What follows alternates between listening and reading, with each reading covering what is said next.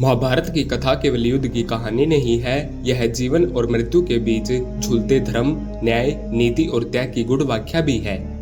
इस महाकाव्य का सबसे गहन, सबसे डरावना और भावनात्मक क्षण वह था जब भीष्म पितामह मृत्युशैया पर पड़े अंतिम उपदेश दे रहे थे। मृत्यु उनकी आंखों के सामने थी, लेकिन जीवन का सारा ज्ञान उनकी वाणी में था।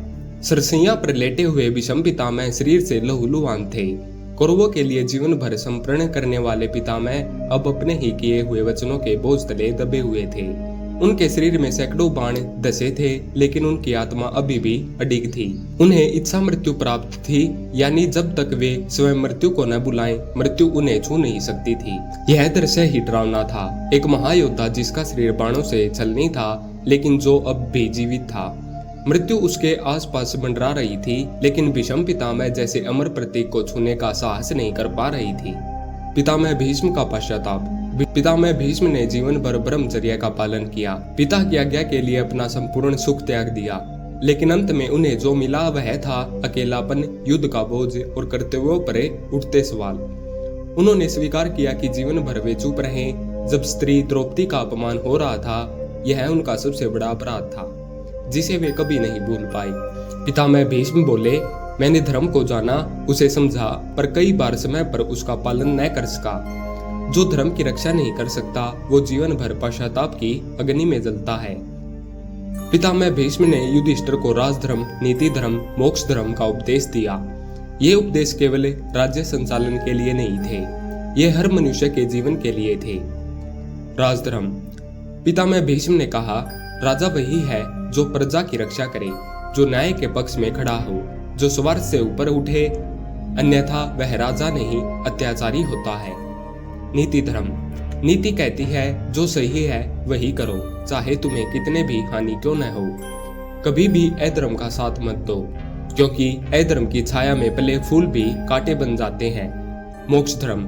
आत्मा अमर है, शरीर मरेगा लेकिन कर्म साथ जाएंगे, इसलिए इस जीवन में ऐसे कर्म करो जो मृत्यु के बाद भी तुम्हें ऊंचाई पर ले जाएं। मृत्यु का भय और भीष्म पितामह का साहस।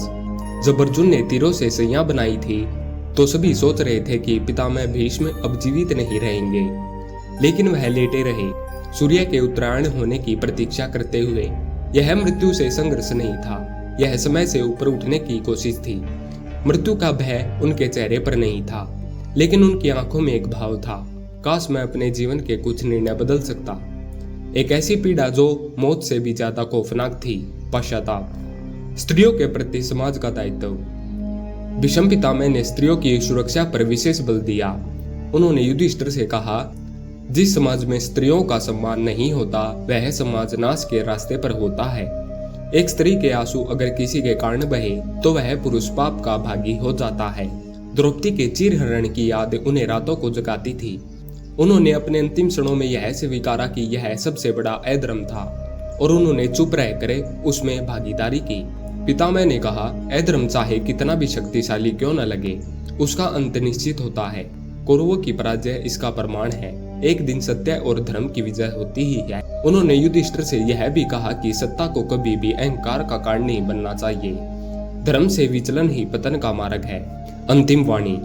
भीष्म का मोक्ष। उत्तरायण का समय आया, सूर्य की गति ने मोक्ष का द्वार खोला। पितामह ने गंगा जी का स्मरण किया, श्री कृष्ण को देखा और आंखें बंद कर ली। उनकी वाणी गूंज उठी, हे प्रभु, मुझे क्षमा करें। मैंने जीवन में कई बार धर्म को पहचाना, लेकिन निभा नहीं सका। मुझे अपने चरणों में स्थान दें। शरीर निष्प्रणाम हुआ, लेकिन वातावरण में ज्ञान और चेतना की लहर फैल गई। पांडव रो पड़े, श्री कृष्ण मौन हो गए। भीष्म का संदेश। हर इंसान के लिए भीष्म पितामह की अंतिम बातें हर युग के लिए हैं। धर्म के पथ से कभी न डिगो, स्त्रियों का सम्मान करो, अन्यथा विनाश तय है। मृत्यु का भय मत पालो, कर्म को श्रेष्ठ बनाओ। राजा या आम आदमी, सभी को नीति का पालन करना चाहिए। मृत्यु से पहले की सीख। पितामह भीष्म की मृत्यु केवल एक योद्धा की मृत्यु नहीं थी, यह आत्मा की पूर्णता थी।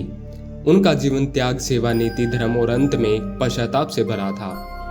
उनकी अंतिम वाणी डराने वाली थी, क्योंकि उसमें मृत्यु का भय नहीं, बल्कि जीवन भर के पछतावे की गूंज थी। यह हमें सिखाती है कि जीवन में जो सही है उसे समय पर कर लेना चाहिए।